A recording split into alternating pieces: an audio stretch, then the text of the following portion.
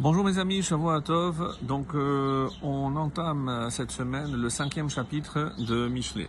Et on commence par donc le premier verset donc du chapitre He, chapitre 5. Béni lechochmati hakshiva. Mon fils, à ma sagesse, prête attention. Lidvunati hat oznecha. À mon intelligence, hat penche oznecha, ton oreille. Donc on avait déjà expliqué. Donc suivre, c'est écouter, tendre l'oreille, c'est évidemment intérioriser ces enseignements. Et il ne suffit pas juste de prêter une oreille distraite, mais au contraire, prêter attention pour les intérioriser. Et la preuve, le verset 2, l'ishmor mesimot, pour que tu prennes garde aux pensées. Comme explique ici les Chachamim, qu'est-ce que c'est mesimot? À tes pensées. C'est ceux qui disent qu'on ne peut pas contrôler les pensées, c'est faux. Parce que si je peux, par le biais de l'étude, comme on va le voir, faire en sorte de contrôler en certaines façons même les pensées. Veda tsefatecha intsoru, et si j'ai justement ce contrôle de la pensée, da'at tsefatecha intsoru, et que tes lèvres conservent la sagesse.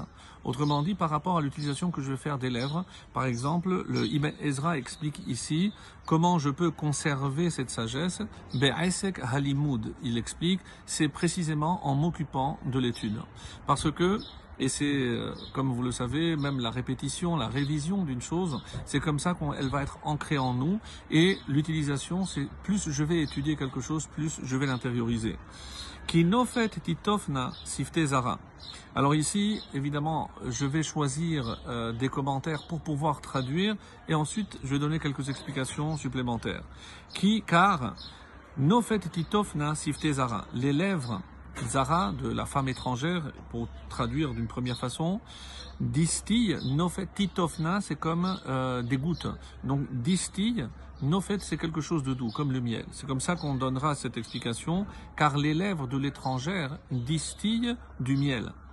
Vechalak mishemen chika, et chalak, c'est lisse, ici dans le sens de onctueux, et plus onctueux que l'huile, chika est son palais.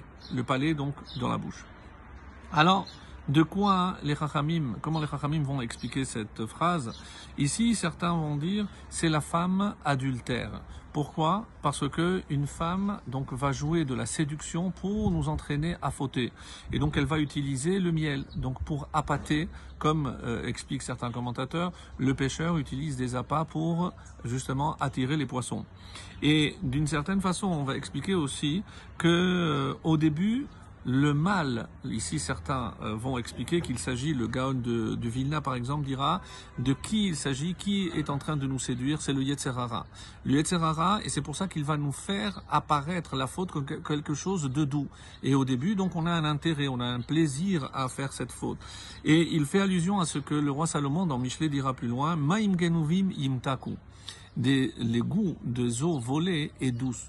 Donc les eaux volées sont douces et velechem setarim inam, et le pain qui a été obtenu par l'extorsion inam est quelque chose d'agréable.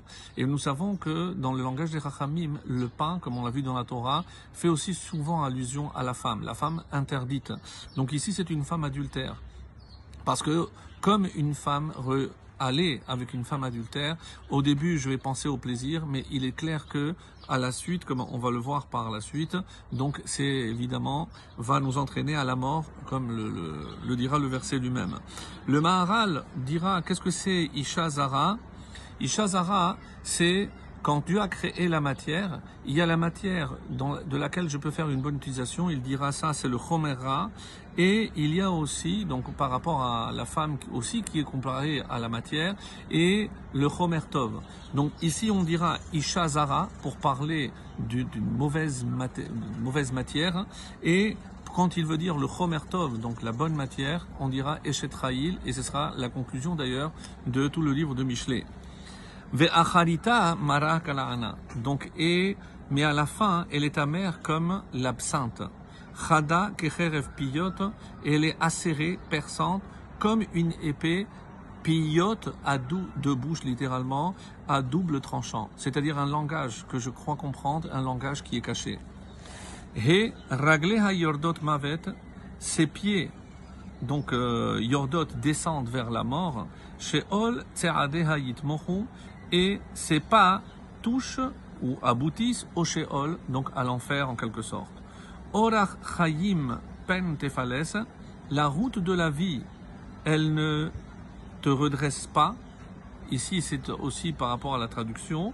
Na'u Mageloteha Loteda, et elle ne saura pas ses sentiers parce que les sentiers s'égarent. Donc les sentiers vont malheureusement t'égarer.